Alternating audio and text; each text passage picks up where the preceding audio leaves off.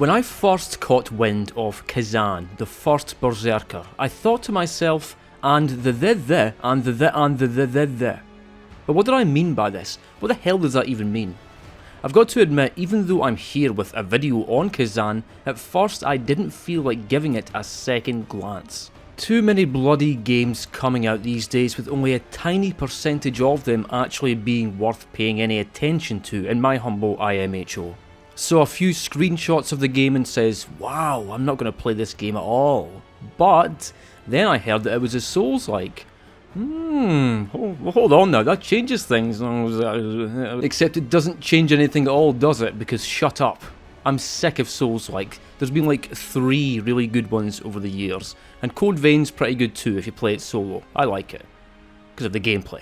But then I heard that the combat in Khazan was supposed to be brutally difficult and ridiculously fun. A veritable must-play for any Souls aficionados out there who may be itching, nay jonesing, for something new and delectable to bite into while we wait for Elden Ring Night Rain or that other one that, initially got everyone aroused, before leaving them bitter and angry when they saw that it was a Switch 2 exclusive and also multiplayer focused.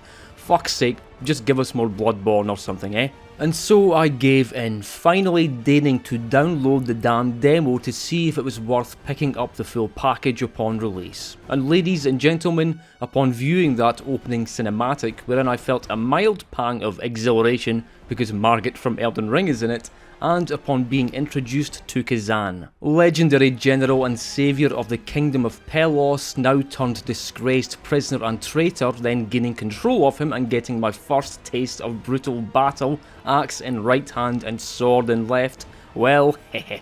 Ladies and gentlemen, let's just say my initial dismissive attitude towards the game turned out to be ill-founded, because Khazan, the first Berserker, is the greatest game I have ever played in my entire 32 years. It's a cosmic horror masterpiece.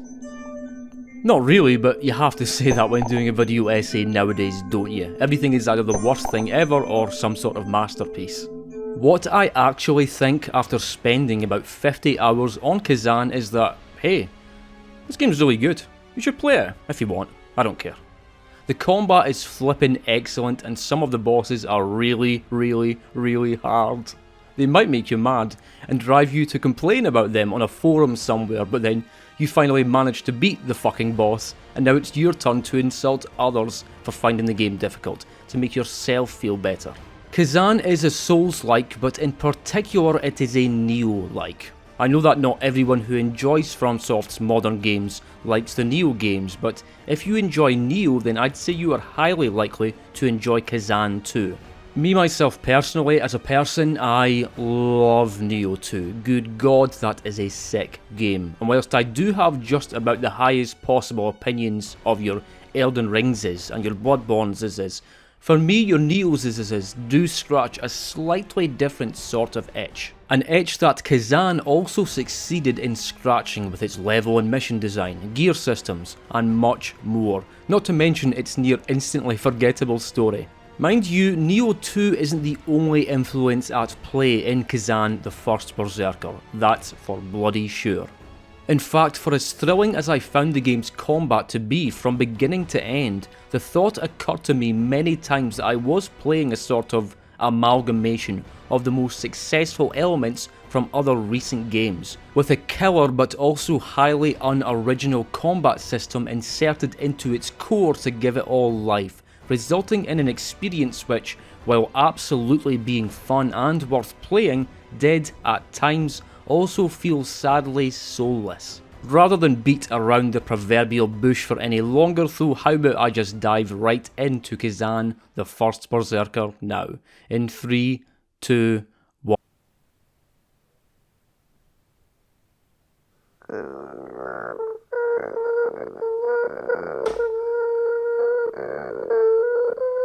First things first, what the hell even is this game? What's it all about and from whence did it come? Well, it was developed by Neopol? a Korean company responsible for the multiplayer game Dungeon Fighter Online, a game originally released only in South Korea before expanding out to the rest of Asia and the world between 2005 and 2015 and up to present day. I'll come clean, I'm not even going to pretend to be in any way knowledgeable about Dungeon Fighter Online. In fact, I'd never even heard of it before playing this game, but apparently it is absolutely massive in Asian markets, is one of the highest grossing games of all time, and is set in the same universe as this game, though the events here occur some 800 years prior to Dungeon Fighter Online. Although I'd never actually played Dungeon Fighter, prior to me playing Khazan, I did feel a bit encouraged when I found out that it was set in a pre-existing universe, because I thought, hey, hopefully I'm going to be in for an awesome story with lots of excellent lore to dip into. In reality, however, the first Berserker has one of the most generic stories and sets of characters that I have ever experienced in a game, to the point where I have even less intention of ever trying Dungeon Fighter Online now than I did even before playing Khazan. It might be freaking awesome and its story and lore might be rich and interesting, but if it's of any sort of similar quality and flavour to what I experienced in this game, I shall pass. I don't want to start off on too sour a note or anything, but we do got to talk about the story, just a bit. Things do start off promisingly, I'll say that. Our protagonist, General Khazan, is being transported through some snowy mountains after having endured terrible tortures, including but not limited to having the tendons of his arms severed. Very gnarly stuff, just the way I like it, and in especially cruel detail considering what a legendary warrior Khazan is said to have been, having defeated the Berserk dragon Hismar along with his friend Ozma. Not the bizarre swirling orb from FF9, but the Empire's greatest mage. After they were both accused of treason by the Emperor, however, Ozma had his eyes gouged out before being put to death, whilst Khazan had his body cruelly ravaged to the point where in his current form, even if he was able to escape from captivity, he'd be physically incapable of holding a sword. I'm sure any fans of Berserk immediately thought of Griffith upon hearing the severed arm tendon detail, with the White Falcon in that universe having endured the same cruelties and much worse during his own captivity, as punishment for him, you know, shagging the princess. In spite of Khazan's dire predicament, an unknown force comes to the rescue, and with an avalanche frees him from his cage, after which the fallen general staggers through the snowy carnage before coming across a wicked, living sword, one tempting him to embrace it, with the promise of power, life and a renewed physical form, meaning the ability to wield weapons is now back on the table, torn tendons be damned. Due to his appalling physical condition, not to mention his mental condition, one filled with outrage and a desire for vengeance at the Empire and Emperor who sentenced him to torment and exile despite his previous exploits, Khazan grasps the sword and is immediately revivified, albeit by some dark and unknown force whose motive is not yet clear. Don't take long, however, before this ghostly force's infernal ambitions are revealed. The thing now inhabiting Khazan's body is named Murphy, and he looks like this.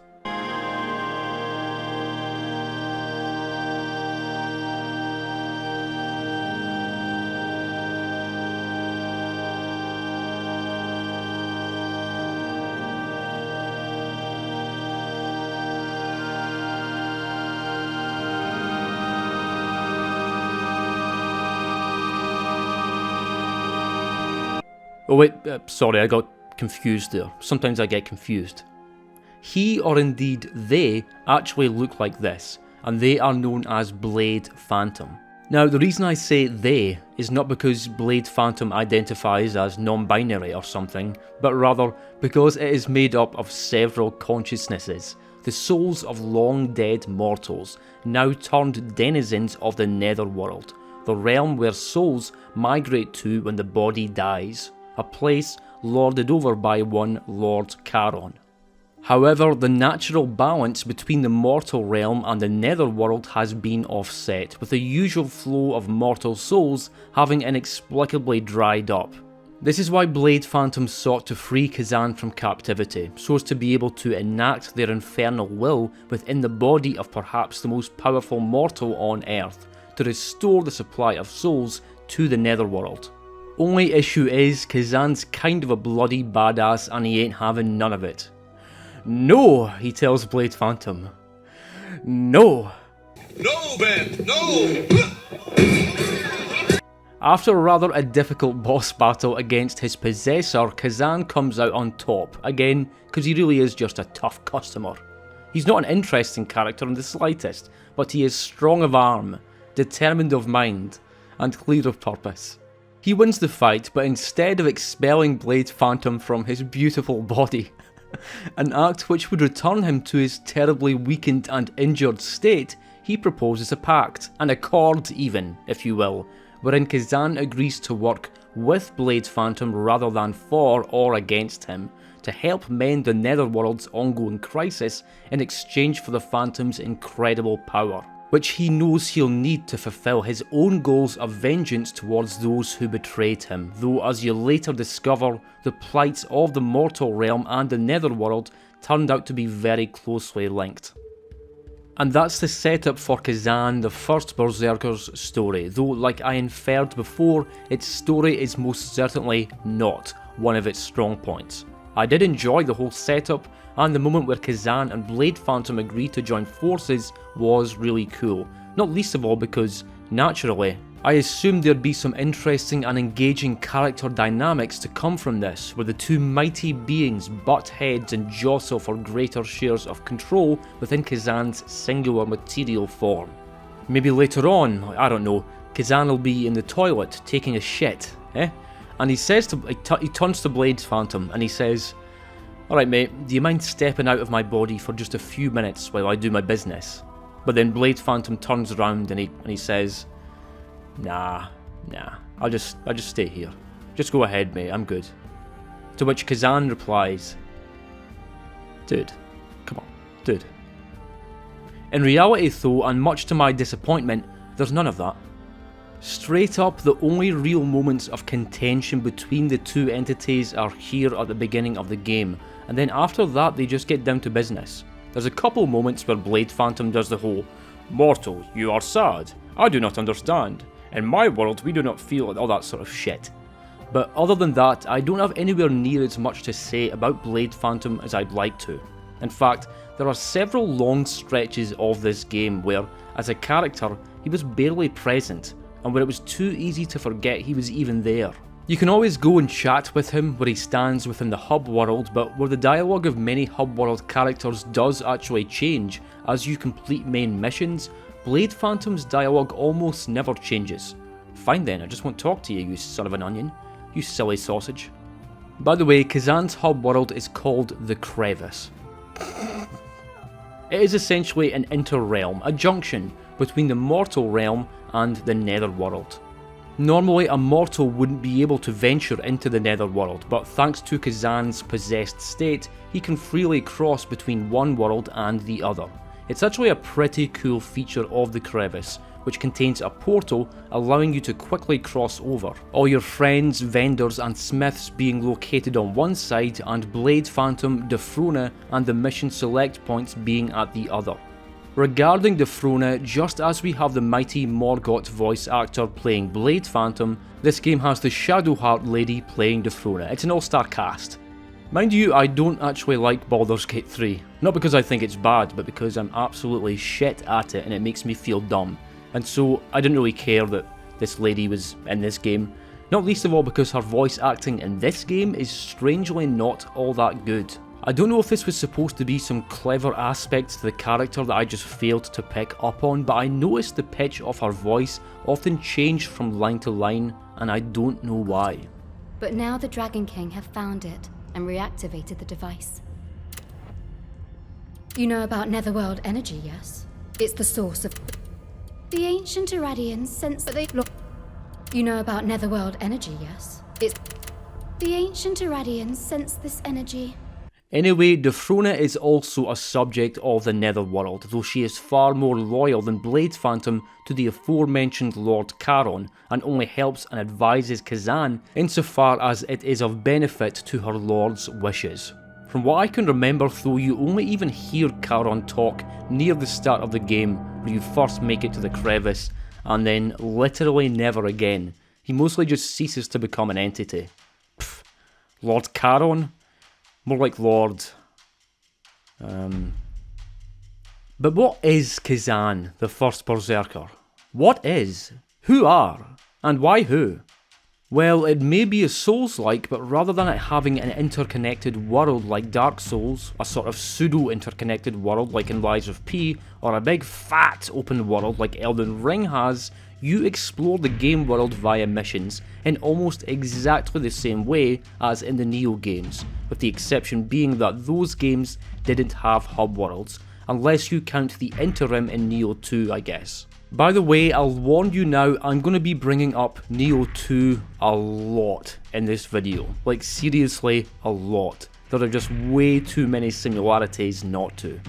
In Khazan, you select your chosen mission via a mission select screen from the respective spectral portal, with there being 4 unlocked as you progress through the game, each corresponding to different regions of the Pellos Empire.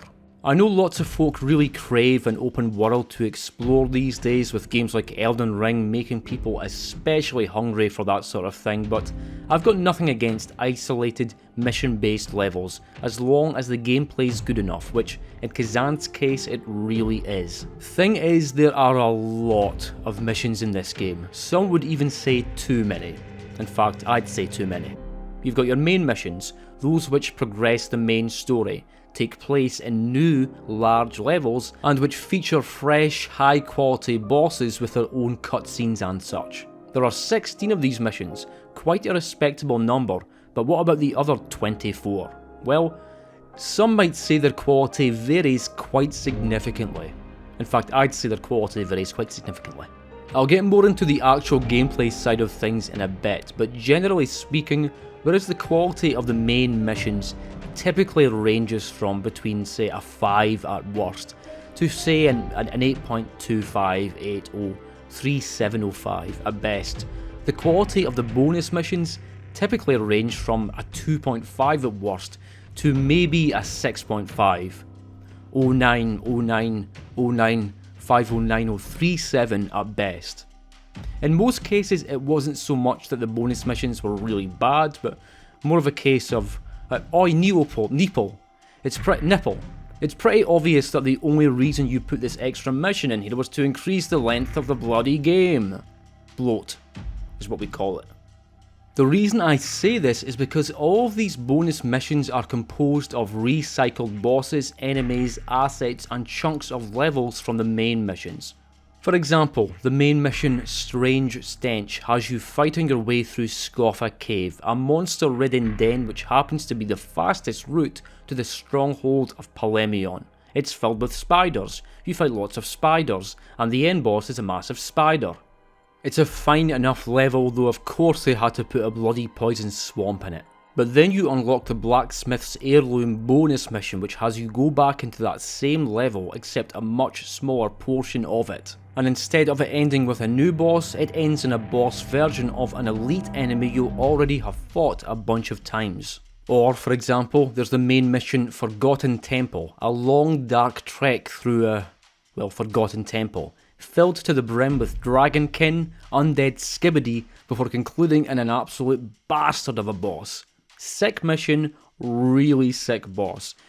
But then you have the Human Xylence bonus mission, which takes you back to the same temple and does the exact same thing of having you play through just a shorter chunk of it again, except this time having you fight the same boss as in the main mission from before, but with a different name this time, and no second phase.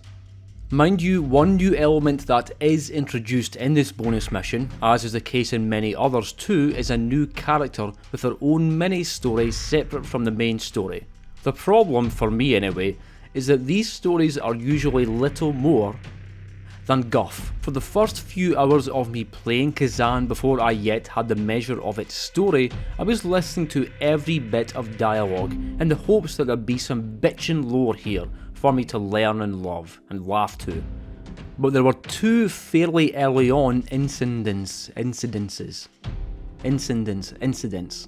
of me realising what I was really dealing with here. The first was when I encountered the bard in the Forgotten Temple. What you see is what you get. I could be a grave robber, a beggar, or even a merchant. But deep down, I'm a bard through and through. I sing tales found in every corner of the world, old and new. I'm here because I had a question for one of the foes lurking around.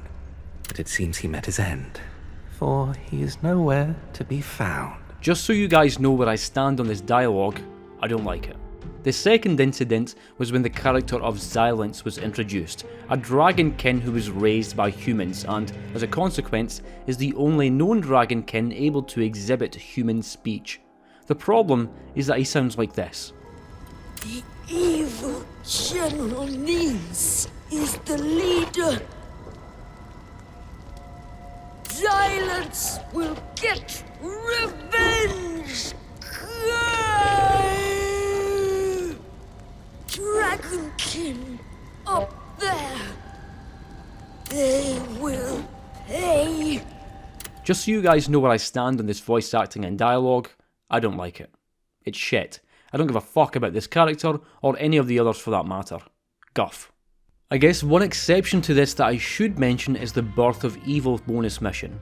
Again, as you go through a chunk of a previously played level, and again, the boss is just a buffed up elite, one named Gilsan here. However, the wee story cutscene which plays when you nail Gilsan is surprisingly compelling, and actually has a nice bit of dark flavour to it. Tells the story of a young, hungry beggar who gets approached by a noblewoman who offers him money, except as he finds out, to earn this money he has to take part in sick and dangerous spectacles for the delight and entertainment of rich, sadistic spectators. As a result of him having to do this to survive as a child, he grows bitter and resentful towards nobles, and so when the bandit leader Maluka turns up to town proposing a new paradigm for the world, Gilsan eagerly joins up, eager to enact his twisted vengeance on the kingdom which dealt him such a cruel and unfair hand.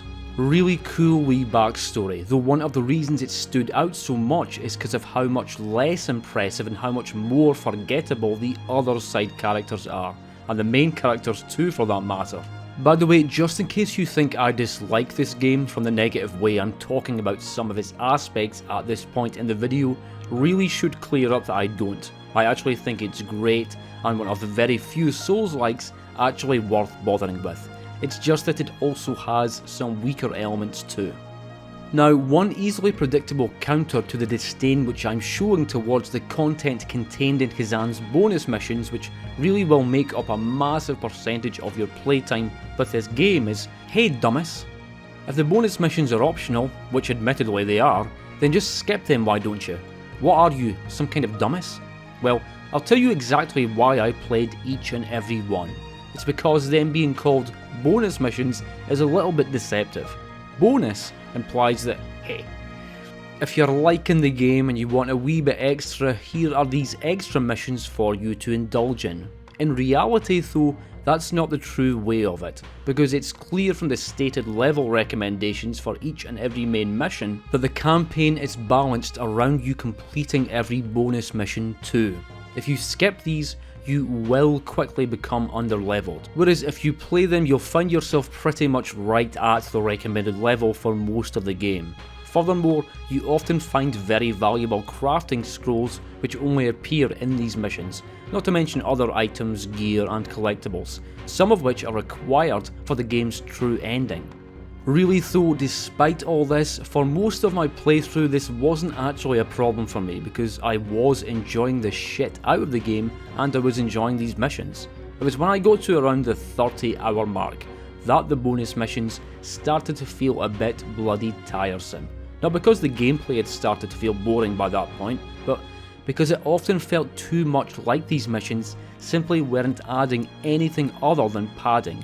They were adding padding. Oh look, another mid-game bonus mish. Wonder what this one's gonna be. Oh, turns out I'm back in an old level doing a task for some character I don't care about and whose name I will swiftly forget. And the boss is a regular enemy with a boss health bar. Did this really have to be here? Wowee! That main mission fight against the Shaktuka was freaking awesome. Challenging and intense boss with a really cool design. Wonder what the boss of this bonus mission is going to be. Oh, it's literally just the Shaktuka again, except it's got a different name now, and there's one of those artsy fartsy cutscenes at the end. You know what? Eat my shots, Khazan. While I'm still talking about the bonus missions and these extra characters and cutscenes, must also mention Nioh 2, because like many things in Khazan, it really just does what Nioh did. Nioh 2's story and characters are also on the weaker side, though I'd still say it's better than Khazan's. It also features a ton of side missions which recycle content from the main missions. In fact, Nioh 2 even went so far as to recycle levels, bosses and even music from Nioh 1 for some of its side content. Furthermore, Nioh 2 also introduces and fleshes out side characters in many of its submissions in exactly the same manner as Khazan would go on to do here. There'll be some reason for you to revisit a location, you'll encounter a side character there, and then once your business is concluded you'll get a fancy cutscene. Then the mission ends, though in Nioh's case you usually get a new guardian spirit each time this happens too, a monkey, or perhaps an old goat wearing spectacles. My point is that it all too often felt like the Khazan devs looked at Nioh and said, hey, those games are great, let's just do that. How about I get talking about Khazan's level design now? So, and I hate to keep doing this, but you know Nioh? Yeah, that. The levels are just like that. Like I said, no open world here, and so after selecting your mission you just get warped into a location and tasked with making it to the end, where you will always fight a boss and then the mission ends. That's simplifying things a wee bit, but that is the basic structure of every mission. Hey, if it works, why change it? The levels are rather linear with a set way through them, but there are frequent side paths that will lead you onto treasure or collectibles before you'll get back on the main path. Furthermore, the linearity doesn't mean it's always as simple as just moving from point to point and fighting the enemies along the way like in Devil May Cry 5 or something. There are mechanisms to be turned, keys to be found, ladders to climb, portals to be warped from, and extremely complex puzzles to rack your brains trying to work out. Forget Silent Hill 3's infamous Shakespeare puzzle. That ain't nothing compared to some of this shit.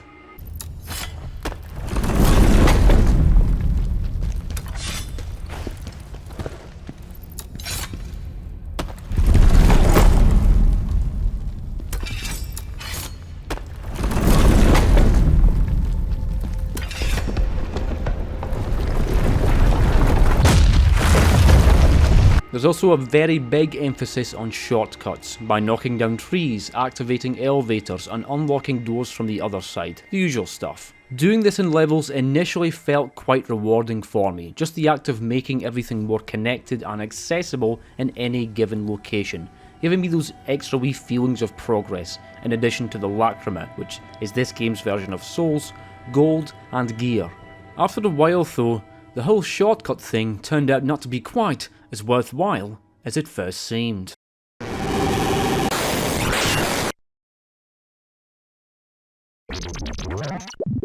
Khazan does the same as every other Souls-like in giving you checkpoints to rest at, except it sometimes felt a little bit arbitrary whether a level would give me a new checkpoint or a new shortcut as I progressed through it, to the degree that certain shortcuts even felt a bit forced and unnecessary, like the devs went, no, wherever possible we've got to make each segment of each level be connected to the other segments, whereas in reality, no, you don't have to do that.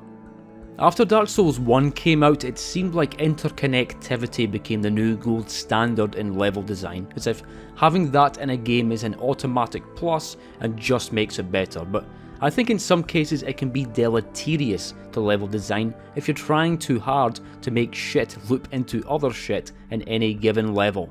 Even FromSoft have been guilty of this at times in my eyes with their love of elevators. I love Lothric Castle in Dark Souls 3, but sorry, there's too many fucking elevators to be fanning around with. and for as much as many people like it, and crucify me for this if you must, but I'm no fan of the level design of Shadow of the Erdtree's Shadow Keep for similar reasons. Or maybe I just really don't like elevators. Still, don't mean to bitch over much at Khazan having shortcuts, I'm just talking shit here.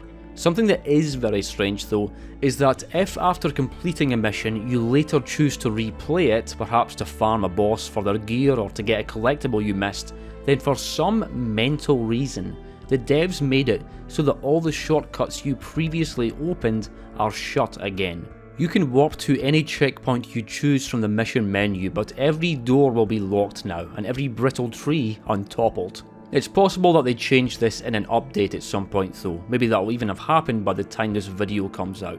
Wouldn't be the only thing they'd have changed since launch. For the first week or so of the game being out, they had the build number permanently plastered at the bottom left of the screen, at least in the PC version, and even though that's not exactly a big deal, it's also like, why have you done that? It's gone now though. Also, there's an item called the Primeval Regression Orb that lets you reallocate stat points, except at launch, the description of it read, resets a stat and returns the lacrima used on that stat.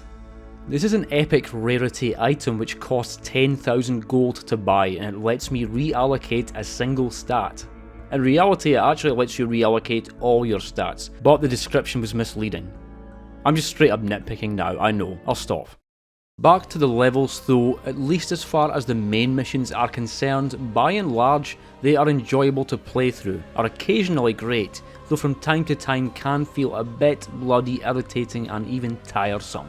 You are thrown into an impressive variety of environments for sure, from snowy mountains to ancient temples to fishing villages to, wouldn't it be funny if I just listed every single location?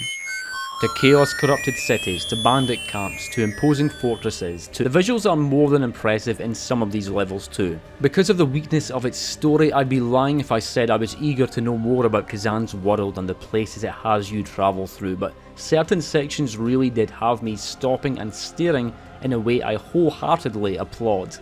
Good mix of outdoor and indoor locations I'd say, and though the game's themes and writing aren't anywhere near as sharp and pointed enough to disturb me, things do get respectably grim and dark in places. There's even a bit of Sense Fortress worship to be found, complete with swinging pendulums, or boulders in this case, and even cages hanging from chains. Thankfully no stupid fucking Titanite demons though. While I'm talking about aesthetics, might as well give my brief take on the visual style of Khazan. I think it's fine, I guess. Discussing graphics and stuff really isn't my strong suit, but this sort of cel-shaded anime style the game has going for it seems to work perfectly well for the levels and the enemies, where the quality and atmosphere of the environments you're moving through remain respectably high and really aren't cheapened or lamified with this slight cartoony aura. That said, I don't much love the way the characters themselves look. I mean, Blade Phantom looks pretty freaking awesome and it's super detailed, but near everyone else looks so forgettable, and some NPCs felt nigh on interchangeable to me, not just because of their weak dialogue but their bland generic look also. I'm not really much of a fan of the way Khazan the character looks either to be honest, so thankfully there's an excellent variety of armour to cover him up with, him and his dumb ponytail. I definitely understand some folk being put off by this game's art style, but then I reckon there are some others who might really love it, especially if you enjoyed the very similar style found in 2019's Code Vein, which I myself did enjoy. Back to the levels though, I'd say my least favourite one in Khazan was El Ravnica, because it does that thing I hate in games where the level is essentially a labyrinth. Think Demon Ruins from Dark Souls 3 but worse. Lots of tight corridors and locked gates and elevators and bits of the level that look the same as other bits so that it feels tiresome and confusing to play through, and particularly irritating to get lost in. I even got subterranean shunning ground flashbacks at one point when I entered into a large pipe. It was horrible. Or maybe I'm just salty with this level due to this happening.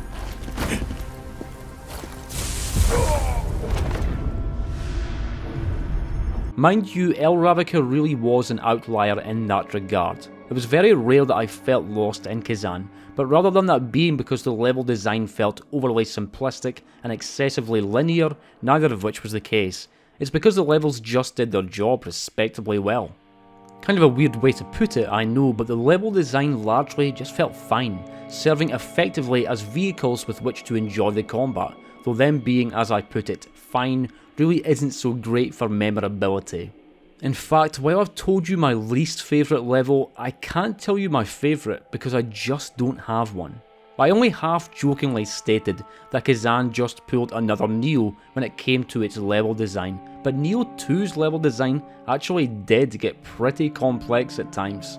Even when I do repeat playthroughs of that game, there are several levels I always find myself getting lost in, which can get annoying, sure, but at the same time I find Neo 2's levels to be a hell of a lot more interesting and memorable than Khazan's.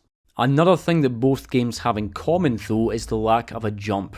FromSoft gave us a proper vertical jump in Elden Ring, not to mention 2019's Sekiro, and even Team Ninja allowed the player to finally leap in 2023's Wolong Fallen Dynasty, which I still haven't actually played because the dominant opinion on that game seems to be, it's fine.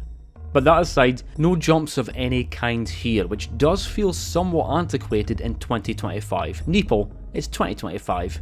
Get with the program. Stuff like this just looks and feels a wee bit silly nowadays, and although Khazan has mercifully few platforming sections, the ones that are here are not what I'd personally call fun. Another slightly perplexing thing I should briefly mention is environmental traps. I'd like to discuss them more than briefly, but I can't because throughout my 50 odd hours of playtime, I literally only encountered one, and it was the very first one the game introduces you to. A platform carrying a heavy load suspended above some dragonkin that you can hurl a javelin at so as to nail a couple of them. Cool, except I never saw a single other trap, ever. Now that doesn't mean there weren't any. What's more likely is that I just missed them, but even so I'm usually pretty observant and exploratory when going through levels, so I thought it was funny that I just never saw a single other one of these. There was one point where I thought I had with this big boulder, but did nothing when I hit it, only for it to spontaneously start moving when I got a bit closer. Hey, I'll take it, something. As I'll soon get into, the combat and bosses are the undisputed shining stars of Khazan, and as for the story, I've made my feelings quite clear by now, but with very few exceptions, the levels did not offend, and nor did they ever start to feel old by the end, thanks to the variety of environments, as well as wee quirks being added, like the Chaos Crystals which get introduced in the late game which can be destroyed to produce massive AoE damage to surrounding enemies, and level specific hazards such as the projectiles hurled at you by Princess Ilyana in the Strange Melody mission. There are also the collectibles to consider, of which Khazan has two types, Soulstones and Jarlings.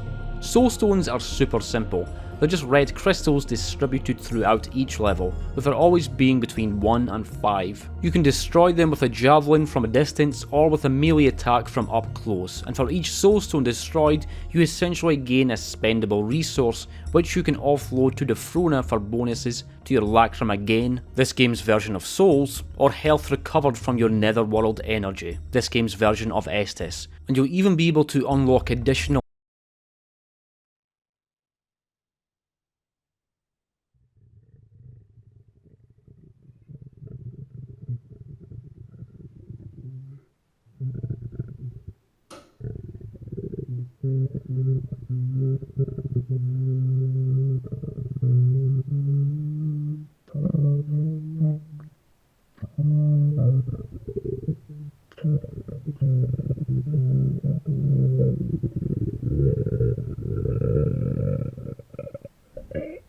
Netherworld energy uses with enough soulstone points.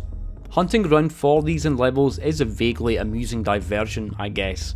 Ideally they'd be situated in places that would really drive you to explore as thoroughly as possible through each mission, and in some cases they would indeed be hidden very well. A lot of the time though, I couldn't help but think that their placement was strangely lazy and even arbitrary. There were levels where I'd be methodically scouring my environment for these crystals without finding any, checking every corner and every side path, pointing my camera this way and that way, without so much as a bloody whiff of crystal, and then I'd make it to the next checkpoint and see this. So they just put it there, huh? There were a few examples of these being placed in full view of a checkpoint, or even just sitting on the main path in a way where they'd be impossible to miss. And while this is only at most a minor quibble, kinda took the fun out of looking for these things.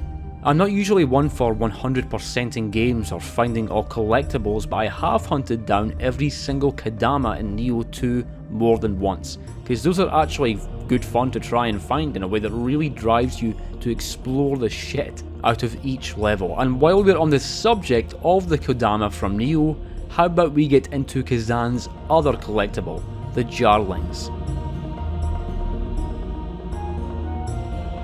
Wow, that is bold, Khazan. Boldness aside, after completing the Jar Enthusiast bonus mission, every mission will now have a single Jarling located within it, always hidden within a pot somewhere which, upon being smashed, yields a little Jarling. Now, upon first hearing that, you might think, my god, that sounds shit. So you have to go around smashing every fucking pot in every level to check if there's a Jarling within? No. Thankfully, because there's actually a perfectly audible sort of magical jingly jangly sound which does a very good job of guiding you to the prize, and thankfully there are just one per level, as opposed to the sometimes 5 soul stones in a level. As a reward for finding certain numbers of Jarlings, you can buy increasingly powerful stat buffing jar headpieces from Dungeon in the Crevice. They look absolutely ridiculous, but hey, some folk enjoy making their characters look as fucked up as possible in these games, so if you yourself are a pot pervert, you're going to find a lot to love here, though if not, there is an option to hide helms. Wasn't initially all that interested in these headpieces to be honest, but as I later found out, they're really good. I'll get talking gear later on, but just like in Neo, set bonuses are a big thing when it comes to what you're looking to wear and wield. Problem is, if you're running around wearing a stupid fucking jar on your head like some kind of dumb idiot, you're not going to be getting that full set bonus you're going for, because there's going to be a piece missing. It'd be like if you were, I don't know, a record collector, and you've got nearly every King Crimson album on vinyl, all except for 1982's Beat. But then instead of actually going out and buying or ordering this last record online, you instead just say, actually no, I'm not going to buy the record, I'm going to buy a pot instead. I'm going to buy an oversized pot. I've said it before and I'll say it again, analogies aren't my strong suit. However, really nice thing is that when you catch yourself 32 Jarlings, which is quite a lot admittedly, the headpieces start reducing the set requirement of your set by 1. Meaning you can wear it and still get every bonus for a given set as long as you've got every other piece equipped. Kind of like the Yasakane Magatama from Neo 2. Right, shall we get talking about what we're really here for now? The thing that makes this game actually really good? The combat. If you're like me, you might not necessarily be totally sold on Khazan's combat right from the outset. After Khazan becomes empowered by that first fateful blade nexus, he's fighting fit and well enough to pick up off the ground and dual wield the closest sword and axe to him, and then you're off to the races, gradually getting introduced to the main combat mechanics throughout the introductory level. They're largely what you'd expect from a Souls-like, except with different names, jargon, terminology and nomenclature. I know I just used 4 different terms for much the same thing there, but the point is, your quick attack is a swift attack, your heavy attack is a potent blow, hey don't threaten me with a good time, and you can even charge your potent blow up for maximum damages. You can plunge attack as well, and you can even backstab, called a brutal attack in this game. Honestly though, I've played so many of these sorts of games by now that it's hard for me to keep track of some of these names. I kept confusing brutal attacks for potent blows pretty much throughout the entire playthrough.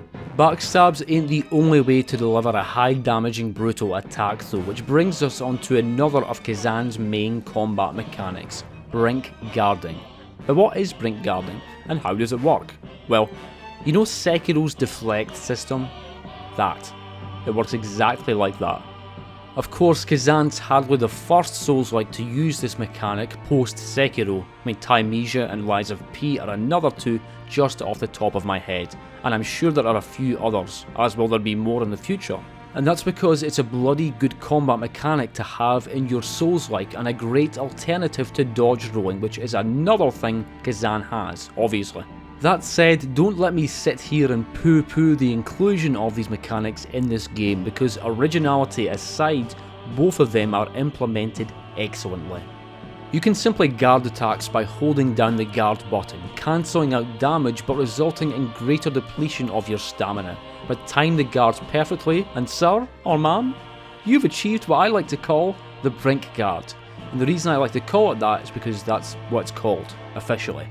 A Brink Guard results in lower stamina consumption, and more importantly, it lowers the enemy's stamina, or fortitude gauge. Human enemies have stamina and monstrous enemies have fortitude, with the difference between the two being that fortitude doesn't automatically regenerate, whereas the enemy's stamina absolutely does regen, often infuriatingly quickly if I may be so bold as to say so.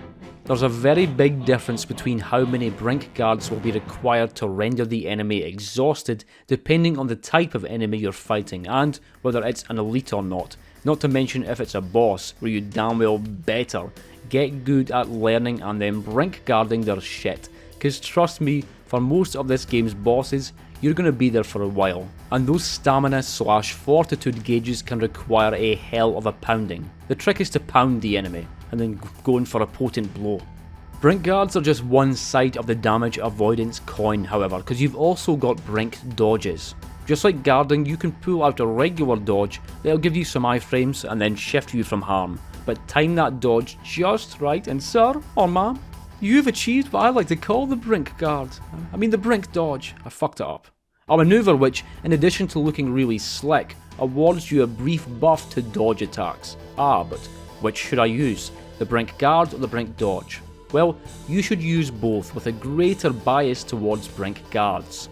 This is because Brink dodges alone do not damage the enemy's health or stamina, whereas Brink Guards damage stamina and can even damage health with the relevant upgrades. Another extremely fun aspect of Brink Guards is that unless you're facing a grab or a burst attack, you can deflect freaking anything. Does not matter how big and scary the monster is that's gnashing, clawing or kicking at you, that attack can be Brink guarded and it looks and feels really fun to do so. Mind you, it's all very well and good to set out to just time every block perfectly, but in reality Khazan's enemies and certainly its bosses are going to require a bit of patience and studying from you before you can simply waltz in and no-hit them. And resorting to timely dodges in the meantime, or just dodging particularly problematic attacks you're not so confident with, is often the most prudent course of action up until you get good enough to Brink guard everything. As someone who really isn't so good with timing enemy attacks in these types of games and who found Sekiro to be outrageously difficult on my first playthrough because of that, I busted out the Brink dodges a whole lot, though rather than just seeing them as a last resort or as a less effective alternative to deflecting as was the case in Sekiro and Lies of P, in this game it's both fun and effective to just let yourself use both in any given fight depending on what feels right at the time. Regarding attack timings by the way, got to say I think it's done very well in Khazan. Now let me quickly clarify that you will undoubtedly encounter a number of attacks with very specific timings and big windups within outrageously long combos and such, but even so, I was pleasantly surprised at how natural it usually felt to Brink guard enemy attacks. By and large, I feel that the animations are comprehensible enough to react to even if you haven't seen them before, which is definitely not something I was able to say about Elden Ring or Lies of P for example. I love both those games, but I also felt that some of their enemy and boss attacks took the piss a bit with their wind-ups, whereas in Khazan, no, I think the devs did a damn fine job, and I also found the guard windows for achieving Brink guards to be completely fair, bordering on generous even. That's not to say that the attacks in this game are easy to time though, because my god does this game get bloody hard, like really fucking hard. Can you see that I'm serious? There are actually a couple of additional techniques towards avoiding damage that I should also mention, though my insight into the second method will be limited. The first is the burst counter. If I had to compare Khazan's burst counter to anything, I'd probably compare it to the identical combat move found in Neo 2, which also happens to be called the burst counter. I'm not joking there. Though Khazan does add a tad of Sekiro into the mix too by having a symbol flash on the character's body to indicate a burst attack is coming, paired with an alarming sound effect. Just like what happens when a perilous attack is on the way in Sekiro. From what I can hear, the exact same sound plays when an enemy is going to do a grab attack too, which can only be dodged. Though if that sound is paired with a scary symbol, you can also dodge it, but you can't guard it, which is where the counter comes in. Essentially working like a brink guard, but with a different animation, including a complementary attack. And it restores your boy's stamina, which is a big deal in this game, and it leaves the enemy extra vulnerable to follow-up attacks, and no, there's nothing else. But that's enough, surely. Burst attacks are frightening, alarming and disarming, but they're also a lot of fun to pull off and allow you to get in some healthy damage, to the point where they start to become desirable once you get good at them. It's just like when you see a boss gear up for a thrust attack in Sekiro, because it means you get to pull off a Mikiri counter. I didn't have much of a problem learning the timings for 95% of the burst attacks in this game, be they from enemies, elites or bosses, with the major exception being the one that Maluka does in Phase 1. I'll talk more about the bosses in due time, but for now I'll say that Maluka was the single most difficult challenge in the game for me. And even though this burst attack might not look that tricky to pull off, for some reason it just was for me. I swear at one point I had a death streak of about 6 or 7, where every single failure was as a result of this attack. Don't know why I struggled with it so much, to be honest, but it's just one of those things, isn't it? That's my explanation. It's just one of those things. The other counter type move is called a reflection, and where your brink guard is most akin to a deflection from Sekiro and the burst counter is most akin to a burst counter from the game Burst Counter, Neo 2, the reflection is your bog standard parry, needing to be activated just before an enemy attack rather than the instant it lands. Here's the thing I need to disclose about reflections though. I played through the entire game without using it a single time, not because I thought it was a weak or bad mechanic, but because I just didn't want to. Part of that was all the different countering mechanics that get introduced around the start of the game, and then here's this extra one that you could unlock if you want, if you're a parry god, whereas I just fancied leaving it, not least of all because I'm not a parry god. If anything, I'm a parry dog. I don't know, I couldn't think of anything clever or funny there. I only went back and briefly tried out reflections just to get a wee bit of footage for this video, just to do my due diligence and all that, though from what I've read, if you're patient enough to get good with this technique, it is strong as fuck, and can be an absolute boon. A boon, I say, for bosses like Maluka and Rangus and even Osman. But then everyone said that about using parries against Promet's consort Radahn too, and I couldn't nail that shit down for the life of me. Not because parrying is bad against Radahn, or that reflections are bad in this game, but because, as I said, I'm a parry dog.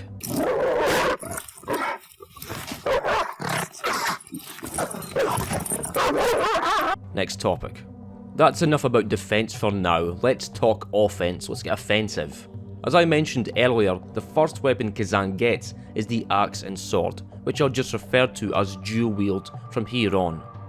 First mission forces you to stick with dual wield, but in mission 2 you are introduced to the others, the greatsword and the spear, and yes, there are just 3 different weapon classes in this game. Tons of weapons, but only 3 different classes. Now, those used to the boatload of weapon classes found in Elden Ring, or the 11 different fully fleshed out classes found in Neo 2 with its DLCs, might think it's pretty lame that Khazan has just 3.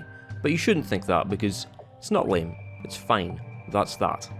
I'll expand. The reason it's fine is due to the extent to which each weapon feels different to the others, helped in large part by their separate skill trees. I even saw a bunch of folk complain at how much they struggled to transition from spear or dual wield to greatsword because of the difference in speed between these weapons. You might be thinking, well, why is that a good thing? But I mainly point this out to emphasise the difference in feel from weapon to weapon, though I will also say that the dual wield and the spear feel more similar in terms of speed and damage per hit compared to the greatsword and those 2 weapon classes.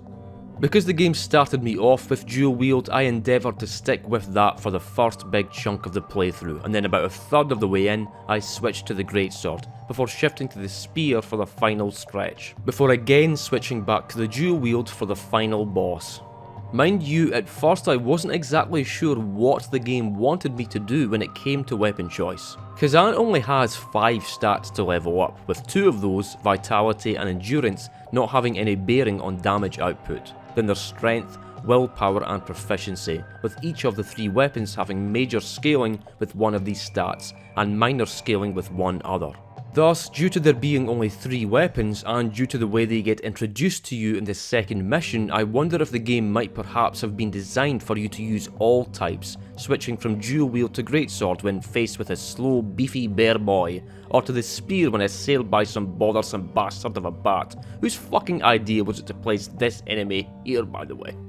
In reality though, no, I was just wrong. You absolutely should just focus on one weapon at a time. I mean, you can spread out your level ups between the 3 offensive stats, and it'll probably work out fine for a while, but it's highly suboptimal, and it also means you're going to be dividing up your skill tree upgrades rather than focusing on being as powerful and flashy and sexy as possible, with one weapon in particular.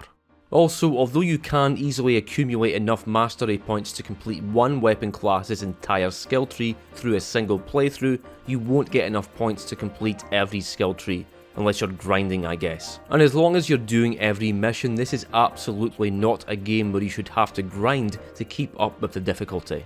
I mean, it is a really difficult game, but when faced with the challenge that you can't overcome, the solution is pretty much never to grind. The solution is to just get better. Furthermore, you can respec all your stat points with a Primeval Regression Orb, and you can get back all your mastery points whenever the hell you feel like it. It actually took me about 15 hours to realise it, but if you choose a skill to learn and then don't like it, one button press and you've unlearned it and gotten back that point. In fact, if you're really anal, as I'm sure all of you watching this video definitely are, you're all anal fiends, I bet, metaphorically speaking of course, you can learn and then unlearn skills this way mid-fight if you're short on mastery points and can't afford 2 particular skills at the same time. Use a skill, quickly go to the skill tree menu to unlearn that skill, use that point to learn another skill, and then use that, all while a fight's actually going on. I didn't do this because, like I said, anal, but it is possible. The skill trees are where you can make your weapons truly shine. Even at baseline, however, they all still feel distinct, with the dual wield being the fastest, the greatsword being the slowest but the most damaging per hit, and the spear having the longest range, as you would expect. Khazan isn't exactly like a Dark Souls game, however, where, due to the vulnerability of your foes, you can play through the whole game with just a longsword with its basic moveset and have it remain fun and engaging the whole time. I know enemies and bosses in FromSoft games did get progressively more tanky with each game, but it can still take me by surprise a bit when I go back to Dark Souls 1, hit a boss with a single basic attack and see a big chunk of its health bar be done away with. By comparison, Khazan is faster paced, and enemies and especially bosses take a hell of a lot more hits to put down. This makes each individual hit feel far less meaningful. It even makes any 1, 3 or 4 hit combo feel unimpactful in the grand scheme of any one fight against Khazan's tougher opponents. Thus, you need more than well-timed hits and deft dodges in this game. You need skills and upgrades, many of which require spirit. Very first exposure to a spirit skill was in the second mission, this being the Javelin, with this being your only means of dealing damage from proper range, though you do also have access to various elemental throwables. The Javelin is awesome and deals a ton of damage, often enough to one-hit KO enemies, but once again that awesomeness is partially cheapened by the fact that it feels near identical to how ranged weapons felt in Neo 2. In that game, your bows and guns were also very powerful and excellent for taking out one enemy within a group before charging in to flatten the rest of them. With the only real difference between the games in this regard being that in Neo, ranged weapons used ammo which can be bought or looted from enemies, whereas in Khazan, the Javelin uses spirit which regenerates as you deal damage to enemies. The Javelin's its own thing and isn't tied to any of the 3 main weapon classes, having its own wee section on the common skill tree. The skill trees are where shit gets really flashy, with expanded combos, unique buffs, new attacks and special spirit skills. Because my rate of mastery point accumulation was quite slow at the beginning of the game, it took me a good few hours before I properly experienced any of the really fun stuff. In fact, it was only when I was watching a video of some streamers struggling against Viper that I saw some of them throwing out these crazy twirling attacks and heavy charged moves, and all sorts of extravagant nonsense that I hadn't unlocked yet, and it made me bloody excited to see what this combat system really had in store, and I was correct to be excited, because one of the strongest aspects of Khazan's combat system is its ability to allow you to pull off dazzling sequences of delightfully cool moves and have it both look and feel awesome, because when you're fighting a boss and you manage to execute a sick series of dodges and guards and then let off an enhanced combo before launching into a devastating spirit skill which depletes their stamina, allowing you to pummel them with yet more combos before capping it all off with a final brutal attack, you know that you deserved it. Although you probably will find yourself mashing buttons from time to time when playing Khazan, and although enemies and bosses are substantially tankier than what you fight in FromSoft games, this game ain't no button masher. It gives you a lot of powerful tools and skills to work with, but regardless, you still need to play really well or you will lose. It demands a lot from you, but when you manage to meet those demands against a tough as nail elite or boss, well, seriously, there were times where I'd be sitting there whooping and hollering with gleeful enjoyment at some of the stuff I was able to pull off. For as fun as Khazan's combat system is, it's a game which gets substantially more fun the better you get at it. Like I said, the skill tree is where the weapons really come into their own. The dual wield excels at long, rapidly hitting combos, enhanced dodges and dazzling maneuverability, while the greatsword is the king of charged attacks, brutal counter strikes and blazing swipes and slams for vaporizing groups of enemies. The spear is superb due to its long range for poking, wide range for slashing, dodge buffs from the after image skill and moonlight stance, and skills like heatwave which let you activate extended brink guard frames at the cost of spirit. That's just a messy and certainly not exhaustive rundown of what each weapon is about though, because how one person uses a weapon and how another does can differ significantly, with different focuses on spirit skills and combo finishers and transitions. For example, for the dual wield you might want to go the way of Dragon Slayer for your charged potent blows, leading onto further combo components down this skill path. Or you could go the way of Scar, a charged potent blow which inflicts the injured status on enemies to debuff them for greater subsequent damage before going in for another charged potent blow to detonate all accumulated debuff stacks. You following me?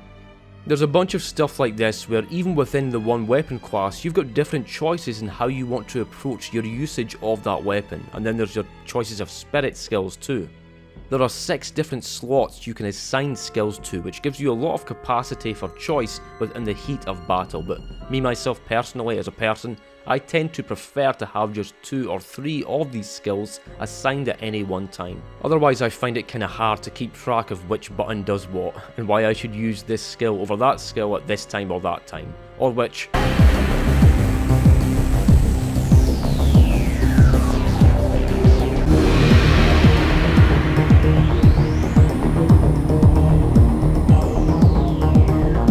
Like I said, I spent about an equal amount of time with each of Khazan's weapon classes, and I liked them all.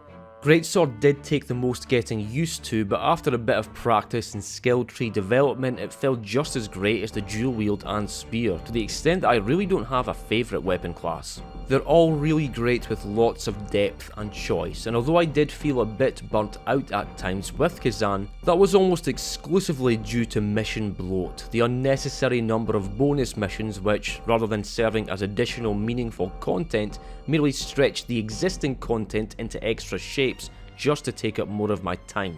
Thankfully, however, the excellent combat system and weapon depth is what made these weaker stretches of the game still sufficiently enjoyable. Upon me getting stuck into Khazan, I was very curious to see how it would handle gear and loot. I mean, for me, a wealth of badass weapons to find and use is a main draw with these types of games. Same with giving me a selection of sexy armor sets to try out. Fashion Souls. I love the way FromSoft handles equipment in their games, where lots of weapons and armor are treated as somewhat special and unique. I mean, look at something as basic even as your humble Morning Star from Elden Ring. Good weapon, sure, but pretty damn basic. Humble. Despite this, it's also a fact that you could only find a single Morning Star in that entire game world, and if you were to sell it, you ain't getting another one until New Game Plus. It's the exact same way with loads of weapons in Elden Ring, and in the Dark Souls games too, where weapons and armour for that matter are special, unique, and that's without even getting into the unique damage and status build-up properties possessed by each weapon, or unique attacks and buffs. All these factors make it pretty exciting when you find new gear in those games. It's because there are elements of scarcity there, and because they have unique identities. They're not all great or interesting or really worth using, but they have identities. Khazan, on the other hand, does not handle gear in this way at all. The way it handles gear is largely how Nioh handles it, again, where instead of the worth of gear being derived from its moveset, stat requirements, scaling, etc., its worth comes from its level and rarity. If I'm rocking this spear, when I pick up a new spear, I want to see if it's a higher level than whichever one I'm currently using, and what rarity it is. Common, uncommon, rare, unique, epic, or legendary, with these colour-coded classifications determining how many passives it'll have. Though if you don't care for a piece of equipment's current passives, you can pay this old lady whose name I can't remember as I'm typing up this script, and who I refuse to look up even though I easily could. You could pay her to switch out a passive to a different random passive until you get something you like. Now, the way I so favourably described the way gear works in FromSoft games compared to the way it works in Khazan, which I then described as being very similar to how it worked in Nioh, might make you think I dislike the gear system in this game, but contrarily, my good fellow, it's precisely because of this game's similarity to Nioh that I was able to get right on board with the gear system right away, alright? I remember back in 2017 when the first Nioh game came out, where rather than me occasionally getting a weapon drop from an enemy if I was really lucky, or where a tucked away chest might contain a new armor set or some such, instead, every time I defeated anything I'd be rewarded with a fucking fountain of weapons and armor pieces, and the amount of gear you get when you beat a boss, forget about it. I didn't much care for it, precisely because it wasn't what I was used to and what I liked about Dark Souls. Felt weird having my inventory crammed with absurd quantities of gear rather than me receiving far fewer pieces of higher quality equipment as rewards for exploration or as lucky drops if I was farming an enemy for a specific weapon or set piece. Really wasn't till Nioh 2 came out that I finally came round to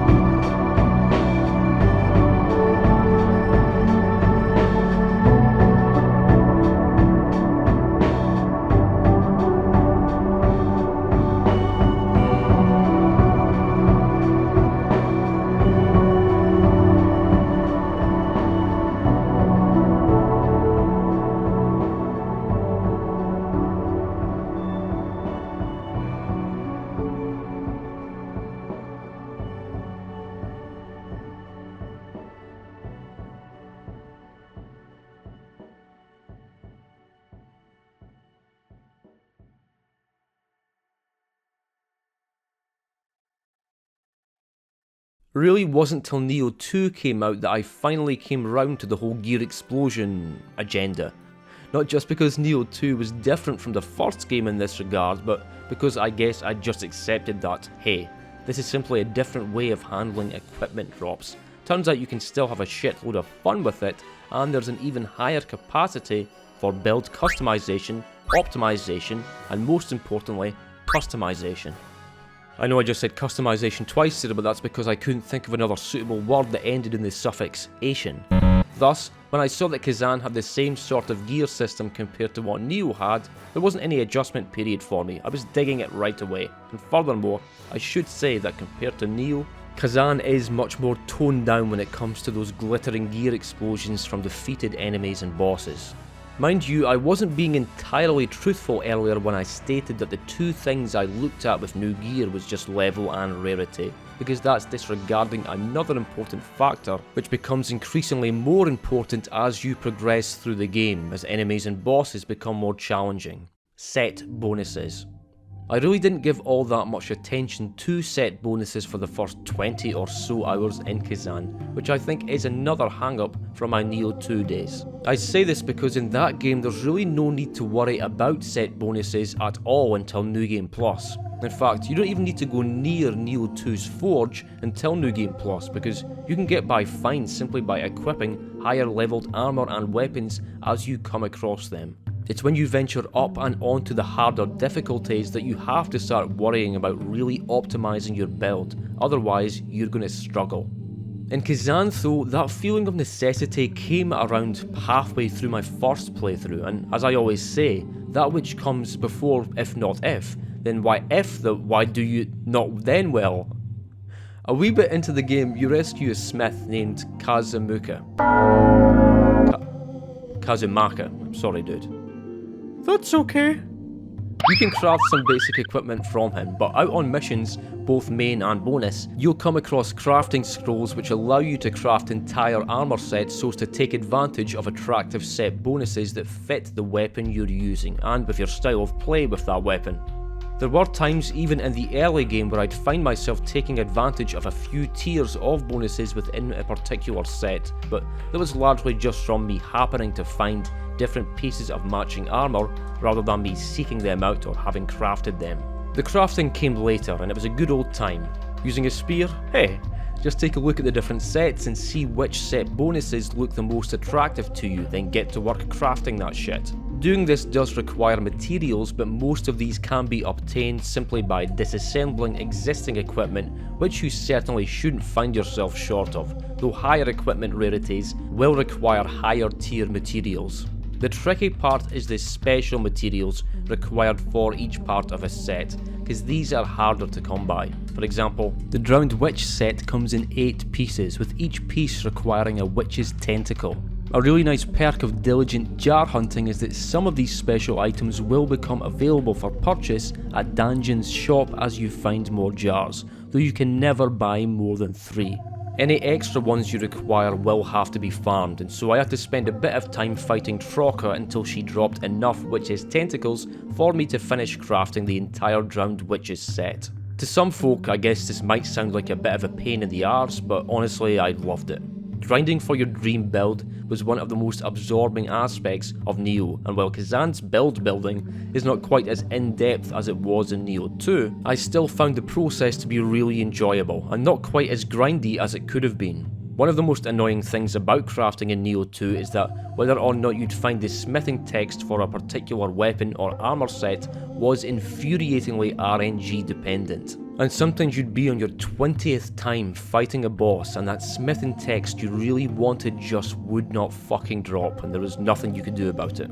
In Khazan though, you find specific crafting scrolls in specific places in missions, and that's you. Just need the materials to craft that set now. That's not to say that bosses will always drop that special crafting item you're after, but I never had too hard a time getting what I needed, and furthermore, sometimes when farming a boss they'll drop the exact piece you need anyway without you having to craft it. The piece might be under-leveled, but all you need to do in that case is visit the aforementioned old lady and you can level up that piece by sacrificing other gear. It all has just the right amount of grind to it. These sets often look really cool, and they tend to be highly rewarding to craft. Not just from the highly impactful passive buffs, but also the fact that some sets straight up give you new spirit skills to use as well. I like it. I like it a lot. Before I get on to discuss the enemies, elites and bosses, just to fill in the gaps, I guess I should also mention phantoms. As is revealed when Khazan and Blade Phantom form their pact, the Phantom isn't a singular entity, but is instead several souls which form a singular will. You're even told that there are other phantoms out there to be found and awakened to add to your power, and in fact the very first bonus mission you unlock is a boss fight against Keshta the Unyielding. A formidable phantom to be felled before he'll fight alongside Khazan towards his ultimate goal of facing the forbidden forces of chaos.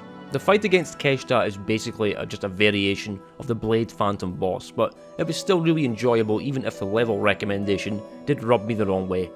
Unless you're really good at this game right from the start, I would not recommend taking this guy on at level 17. Once you defeat him though, you can essentially equip him in a menu for a passive buff. And that's about as mechanically deep as this system gets. Equipped phantoms will level up as you fight through the game, increasing the strength of their associated passive buffs, and there are even special items you can find in missions to further awaken them for additional buffs, which is great and all, especially because these can get pretty strong, but even so, would have liked there to have been more to phantoms than just more passives, maybe special combat abilities, or even variations in the appearance of Khazan's phantom form unlocked a decent bit into the game. It's not a bad system or anything, but I can't help but suspect that it might have been diminished from how they originally planned to implement it. I say that because although Keshta has his own boss fight, none of the other phantoms do. The only idea of their essence that you're given is some nice artwork, an edgy name, and a brief history. After the Keshta fight, I thought I'd be in for something similar to the Valkyrie fights from God of War, where each phantom is essentially variations of each other with tweaked movesets and stuff, but no. Oh well. Also, I will confess that I stuck with Keshta's buff throughout literally my entire playthrough.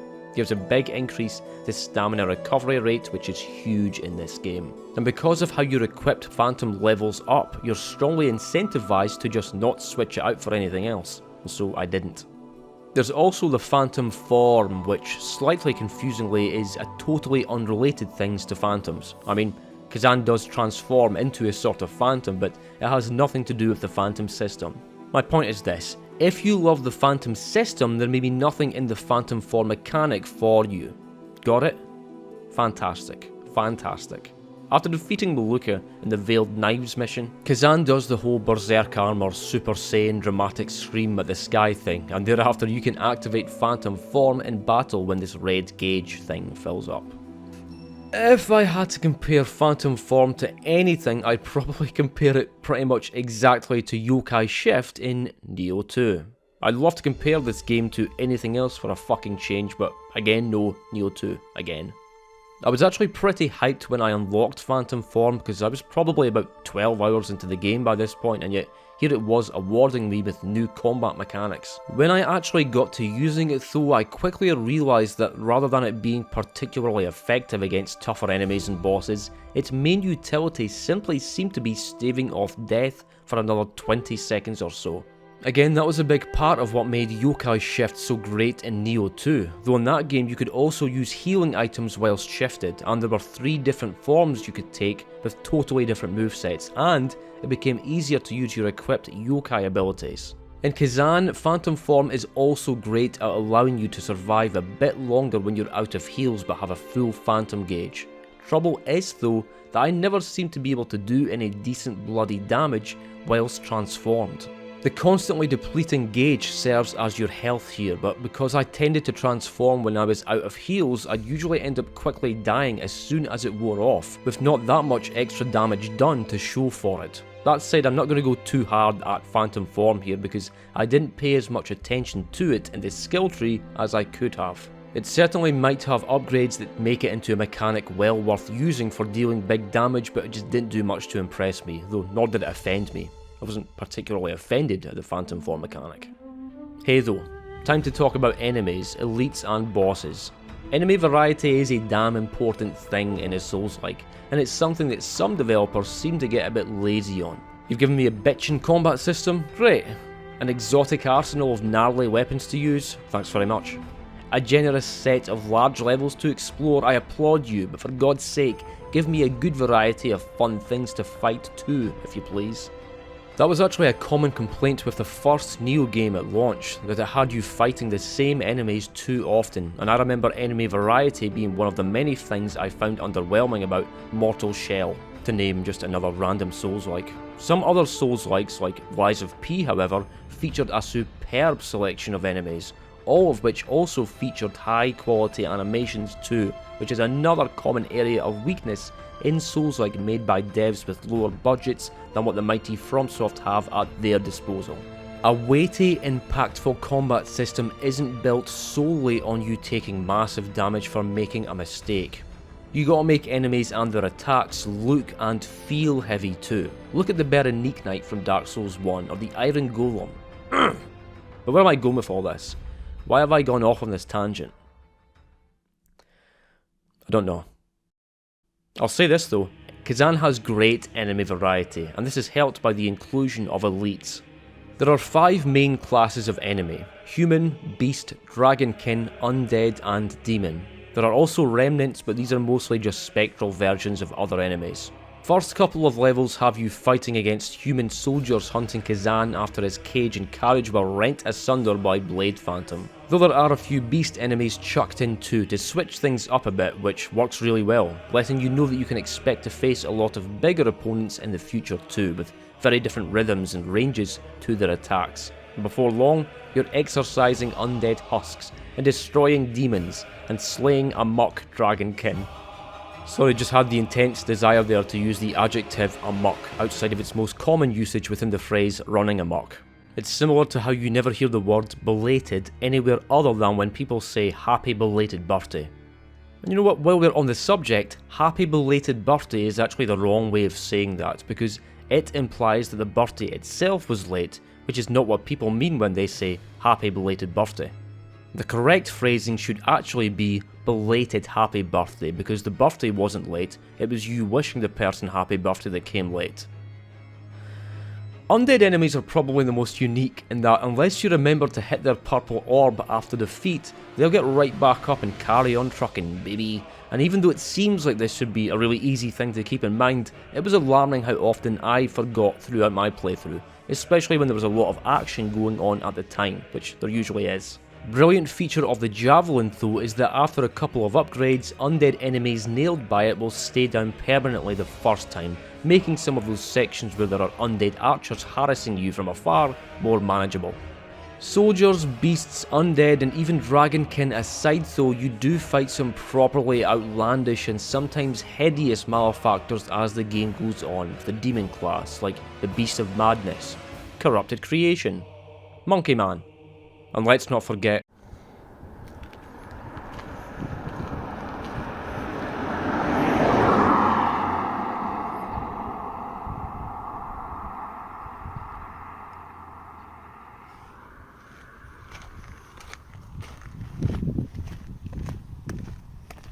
a significant aspect of the various enemies you fight is that they actually feel different to fight, often having cool quirks to their behaviour, like the Yoma Shaman who straight up dives in and out of portals they generate in the ground, or the undead shield bearer who straight up bears a shield, or there's the pot belly spider who can spawn in smaller exploding spiders in your direction, or the twisted mage and its ranged tail lasers, or the fire attacks of the failed creation and the way they explode in a puddle of plague upon defeat.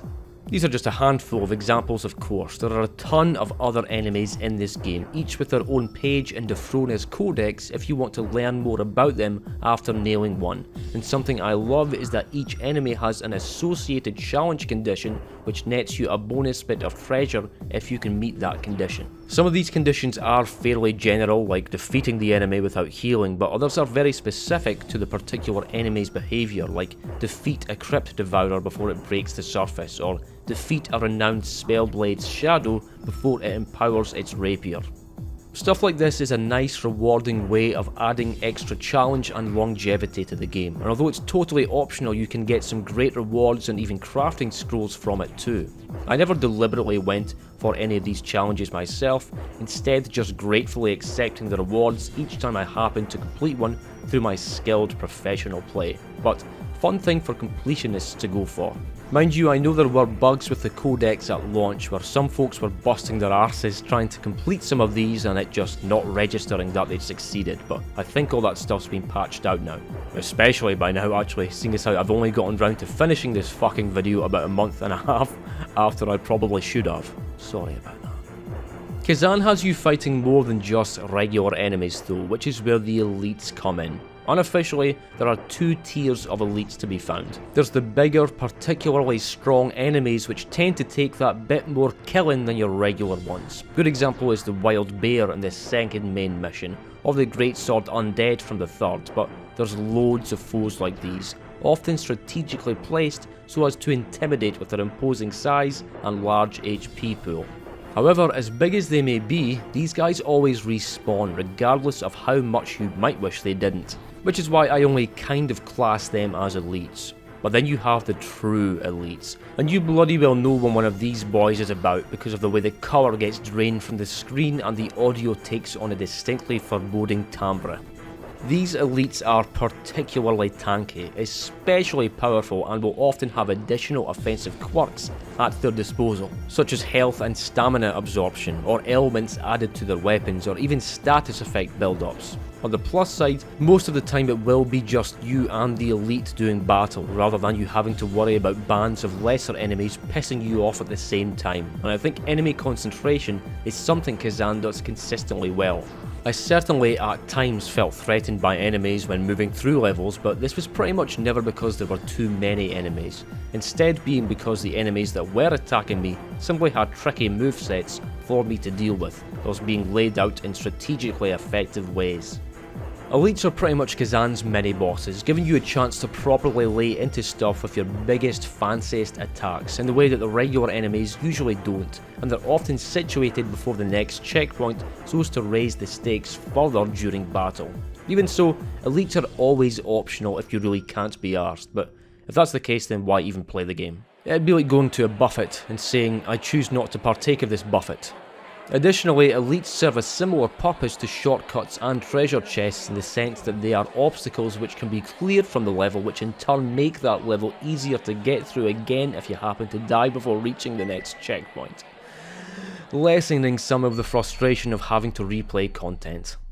Speaking of frustration though, got to say I do feel that Khazan's difficulty diminishes as the game goes on, at least as far as getting through the levels rather than the bosses. You start out with a pretty pitiful amount of heals at the beginning, thus demanding a high degree of carefulness while moving through the levels. After a while though, you get more heals and you start to accumulate additional healing items like willpower orbs and tear stones, and you get access to killer armor sets, some of which even grant you additional heals, and your offensive capabilities go way the hell up thanks to all the skills and upgrades you're learning, and you unlock the Phantom Form ability after mission 7 to further increase your survivability in emergencies. And while the game did retain a respectable level of challenge from the mid-game to the end game, deaths did become noticeably rarer. In fact, bosses aside, I think fall deaths actually started to become more common for me rather than actual combat deaths. Now, this level of difficulty is fine and all, but the thing is that the bosses are often way fucking harder than the levels leading up to them, which makes sense, don't get me wrong. But I still feel that this discrepancy in difficulty is a wee bit too high, especially in comparison to most other Souls-likes and the Souls games themselves, where it's not just the bosses you feel intimidated by, it's everything, which is the way it should be, IMH opinion. Just to clarify by the way, I don't think that the bosses should be nerfed or anything. I think it'd be cool if the levels were made harder in terms of enemy threat. And while I'm talking about difficulty, I should also mention that Khazan has an easy mode. Haven't tried it myself and nor am I really interested in doing so, but yeah, it's there, and if you find yourself getting too frustrated at some of the bosses, you can actually transition to easy mode mid-playthrough. Though very important to be aware that you cannot switch back mid-playthrough. That means if you make it to Ozma, get pissed off because he really is difficult as hell, and then switch to easy, you can kiss that achievement for finishing the game on normal mode goodbye if you're into the whole achievement hunting thing. The bosses though, ladies and gentlemen. The bosses. Now, I haven't been particularly reverent about certain aspects of Khazan throughout this video, especially when it comes to the story and the fact that many elements of this game borrow so heavily from other games, Neo 2 in particular. As you've also heard, however, I think that Khazan's combat is bloody well excellent, and even if so much of it is derivative and unoriginal, it's great fun regardless, and remarkably polished. Where that combat shines the brightest though is with the bosses, because to put it crudely, Khazan's bosses are really fucking good. Something I should mention before getting stuck in is that exactly like in Lies of P, there is a point before every major boss where you can summon in a spirit to help with the fight. Don't know how good these spirits are though, because I never summoned any throughout my playthrough, so my opinions on all boss fights are strictly from the point of view of a solo player on normal mode. Bosses start off strong as hell with the Yutuga! Already got a ruddy good taste of this Guardian Ape looking motherfucker when I tried the demo prior to the full release, and although I was actually enjoying the level quite a bit even before this boss, this was where I realised we might actually have a Souls-like worth bothering with here. Challenging, takes a hell of a lot of hits to take down, demanding combos which require excellent timing but which are suitably rewarding, massive projectiles, a second phase, special AoE attacks which also do status effect build up, and one of the coolest freaking grab animations I've ever seen. Not like it's the greatest boss in the world or anything, but for a first boss it gets very high marks from me. There's a ton of attention to detail here, and the difficulty level is right in that sweet spot of challenge and enjoyability. It's just a solid as hell opening effort that made me excited for what was to come, and I was correct to be excited. Next boss is Blade Phantom, a far different foe to this abominable beast, though certainly no less abominable. Much faster, smaller, and with combos that require far more attention and precision to reliably block or dodge. Though whereas Brink dodges might have been your go-to evasive maneuver with the Yutuga, the speed and duration of Blade Phantom's combos are best countered with Brink guards. Easier said than done, mind you. There are a few more of your larger and more monstrous boss types in this game that are of a similar nature to the Yutuga, but Blade Phantom gives you a far more accurate picture of the nature of what most of the bosses are going to be like. Fast, technical and demanding, and hard. I died a decent number of times here, and not sure what others think about Blade Phantom's difficulty, but I was a bit surprised at how tough it was considering the fact that this was only the second mission, though yet again, the quality here really impressed me and got me wondering what would be next. Well, I'll tell you what comes next. Viper, that's who. The notorious VIP, ER. The very same cold-blooded fuck who got people flocking to the message boards, asking if there'd been some mistake in the code.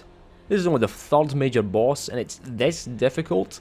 I've got 4 heals to last me an entire 2-phase fight, and then another 2-phase fight directly after. What gives? Fuck you. But you know what? Yeah, the devs just went and did it. What's that? Just a few hours into the game? Don't care, deal with this guy. Well, what's that? You're struggling? Well, there's always easy mode. Don't misunderstand though, I love this boss, and in time I grew to love its difficulty.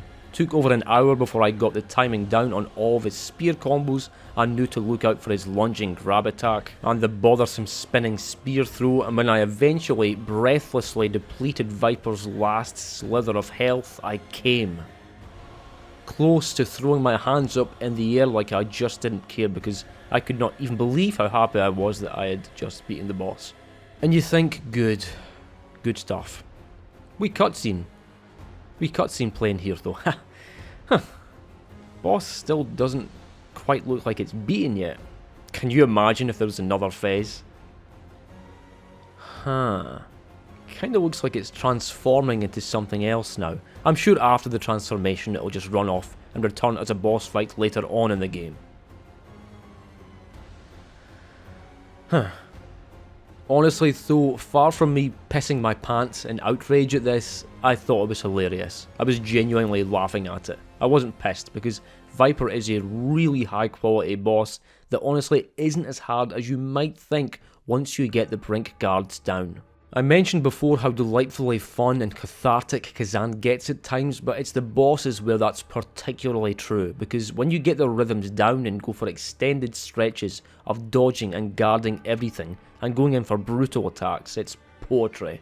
I'm not going to go through every single major boss in this game, but it's not just a few of them that are good. They're all high quality. Some are downright incredible, and they're nearly all very challenging, with a few being what I'd call extremely challenging. Viper took me quite a while to take down, but I wouldn't say it was a proper struggle. The next boss up though, Volbino, yeah, I think it's fair to say I struggled. I don't know exactly how long it took me to beat it, but it must have been over 3 hours, and a certain portion of that time was spent in a state of mild to mid frustration when all the fire antics started coming out. Honestly though, I think Volbino might be my favourite boss in this game. So many cool attacks and combos to learn. It having a large hammer and nail as its weapon is awesome enough already, but when it starts with the flying plunge attacks and licking the nail and driving it into the ground to ignite the floor and all that shit, I lap that sort of shit up. Hold on. I love bosses with big explosive attacks with sick stylish animations, and for as generic as some of Khazan's elements may be, many of its boss battles ooze with flavour. A few examples are Viper's second form when the arena goes black and you need to look at its glowing eyes to discern where it is. Then there's Princess Ilyana's second phase where a bunch of black cloaked figures appear in stands behind the arena, eyes wide shut style. There's Scalpel's crazy, gross, coffin plague stuff, not to mention his Phase 2 fake out, which, even if we have seen this sort of thing before, is still sick. Then there's literally everything about the Maluka battle from Phase 2 onwards. The bosses are chock a bloody block, filled with these gloriously crafted moments and epic attacks that go a long way towards making their sometimes mountainous challenge that much more flavourful, memorable and enjoyable. Mind you, around about when I fought Volbino was when I did start to become aware of something. A certain aspect of Khazan's bosses that a lot of people noticed, and which seems to be the single biggest complaint when it comes to boss difficulty. HP. Bosses in Khazan have a lot of HP. The enemies, not so much. The elites, they can get pretty tanky, but nothing all that outrageous. The bosses though, my god, these fights can go on for a while. They are difficult, yes, but a not insignificant portion of that difficulty undoubtedly comes from the endurance aspect, of not just having to play well, but of having to play consistently well for long enough to be able to deplete their crazy high health pools. And for as much as I'd love to be a contrarian and defy popular opinion here, I myself do agree somewhat that the bosses generally have too much HP. You know when you're on the exercise bike and your lungs are burning and you're dripping with sweat and you're just fucking knackered really, and you think, Jesus, I've got to be nearly done now, right? Then you look at the time and realise you're nowhere near done yet, even though it feels like you should be. Yeah, that's Khazan's bosses. It's like they came up with some appropriate HP number for every boss, but then said, great, now increase that number by 20%. That being said, I'm not suggesting this ought to be changed, that it's a flaw to be fixed. These fights don't ever stray into the territory of feeling outright boring because of the large HP pools, but some of them certainly felt unnecessarily exhausting. And for as much as I enjoyed my playthrough of this game, there were also times where I got frustrated and annoyed. Rankus and Brinkus did my bloody head in with their fire attacks. Balerion caused me no small amount of outrage once she summoned her Reaper, but Maluka was the prick who really got me tilted. Straight up had to force myself to shut off the game for the rest of a day at one point after I got a bit physical with my keyboard after one too many deaths on this boss. And although most of Maluka's difficulty comes from his wicked moveset, he also happens to have so much fucking HP. And when you spend 5 or 6 entire minutes whittling down a really difficult and demanding boss's HP and then die, that shit gets exhausting. It's not much different from making a load of progress in a level, getting really far in and then dying and being put way back to some distant checkpoint for you to do it all again. If you're only put back a short distance from where you died, it's not so bad, but if there's a good 5 minutes of covering the same distance every time you die, it can become infuriating. Now, with almost every boss in Khazan, the game is kind enough to give you a checkpoint near the boss arena. But because of the amount of health they often have, you've still got a lot of work to do all over again every time you re-challenge them. Does this get boring? No. Does it occasionally get exhausting and sometimes frustrating? Yes, I did find that to be the case. But would I change this about the game if I could? No, that's just the way it is, and to be fair, such lengthy struggle sessions resulted in some of the sweetest victories. Furthermore, the tankiness of bosses does encourage you to get really good with your brink guards and such, to refine your strategy, timing and technique out of necessity. Remember that just like in Sekiro, guarding deals damage to the enemy's posture, or stamina/fortitude as it's called in this game depending on whether it's a humanoid enemy or a beast or monster. And whilst the reward for depleting stamina isn't as dramatic as a death blow here, you do get a prime opportunity to absolutely wail on the boss whilst their stamina is returning before, at the last second, launching in for your brutal attack. There's a crazy amount of tension in these moments, and the transition from those long periods of fast-paced brink guarding and dodging into these shorter periods when you get to have your damn way with the bosses are wonderfully rewarding. You can't beat it when a monster is just a couple hits or guards away from being knocked down after a minute and a half of tight play before that cathartic moment of brief relief. And these moments are often where you can actually get some bloody decent damage in for a change, as opposed to the few hits or the odd spirit skill you can get off while the boss is still up and about.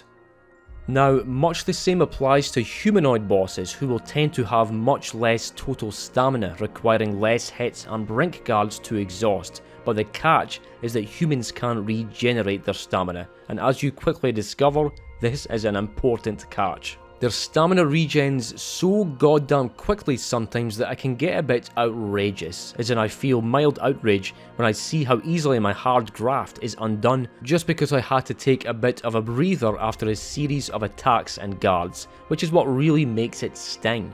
I haven't really stressed this up until now, but stamina is not only a big deal with the bosses, but also for you.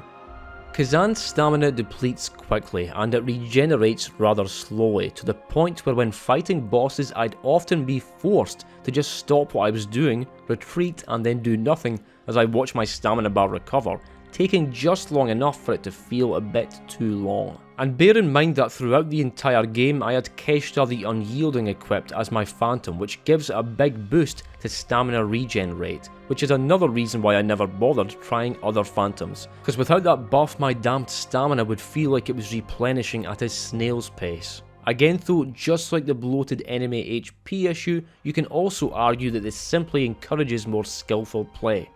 Brink guards don't just lower enemies' stamina, they also deplete your own, but at a reduced rate compared to if you just did a regular guard or dodge, meaning if you're good enough with your guarding, you're going to have more stamina to spare, meaning you can stay in the action for that bit longer instead of having to retreat, which might just be the difference between being able to knock the boss into exhaustion or having them recover every last smidge of stamina you just worked so hard to deplete.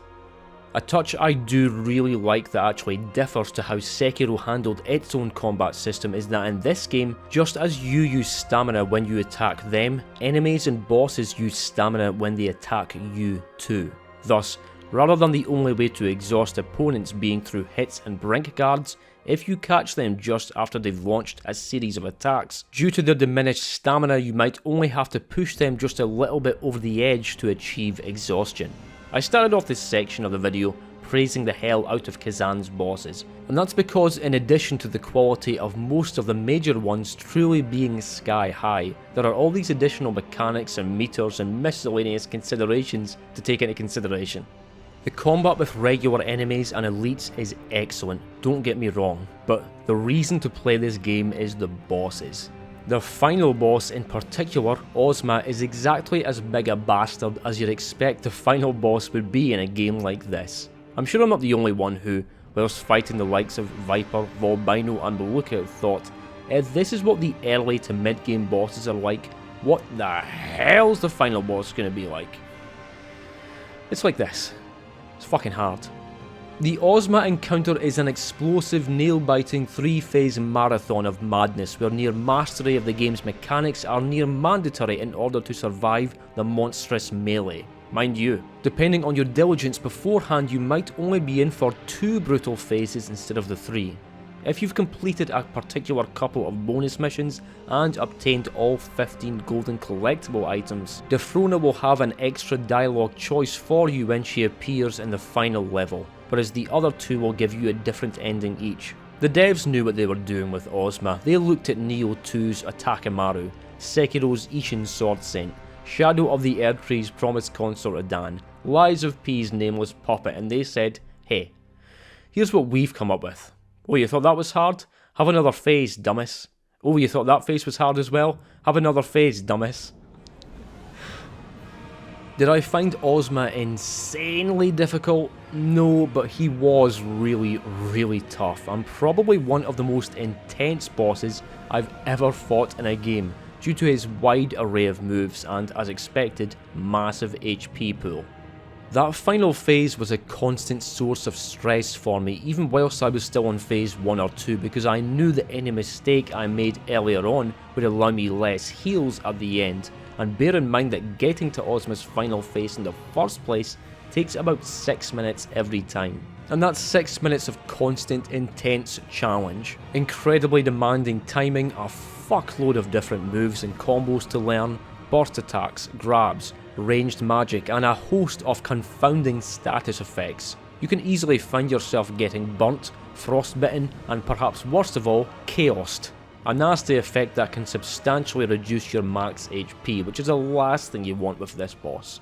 Hey though, at least Ozma doesn't throw out the hallucinate status effect, which literally reverses your directional controls. Hey, at least there's that. Folks, for me, Khazan's overall quality and worth is a bit interesting and tricky for me to assess, which is ironic because quite a lot of the components that go into the game aren't themselves terribly interesting. The story and characters are wildly generic, and most of the gameplay ideas are just taken from other Souls-likes and FromSoft games. In fact, I was originally going to do a whole extra section of the video detailing every example of Khazan taking ideas, designs and mechanics from other games, because trust me, there's plenty of stuff I didn't mention. But I think I've already done enough of that in this video, so let's not. As you can probably tell, I don't have much respect for bold unoriginality in games, but that said, I also can't deny a fun game, and folks, Khazan the First Berserker is undeniably fun. Yes, so much of what it does has already been done before, but that doesn't mean what it does isn't still of a very high quality. I mean, apart from the odd bit of off-puttingly weird and shitty voice acting, even the weakest elements of Khazan aren't truly bad.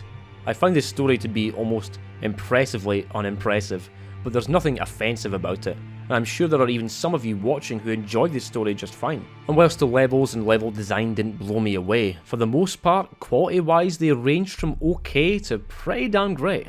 The combat on the other hand is superb, to such a degree that it very successfully compensates for some of the other, less impressive elements of the game, bringing the game's overall quality up substantially, with the bosses being the stars of the show. Back in the intro I kinda joked that I was a little bit sick of Souls-likes, that there were only a handful of them even worth playing. Well, after playing Khazan I still think that, and my hunger for new Souls-likes remains unkindled. However, I am adding this game to my wee list of good ones. Does it set a new standard for Souls-likes, like Nioh 2 and Lies of P did?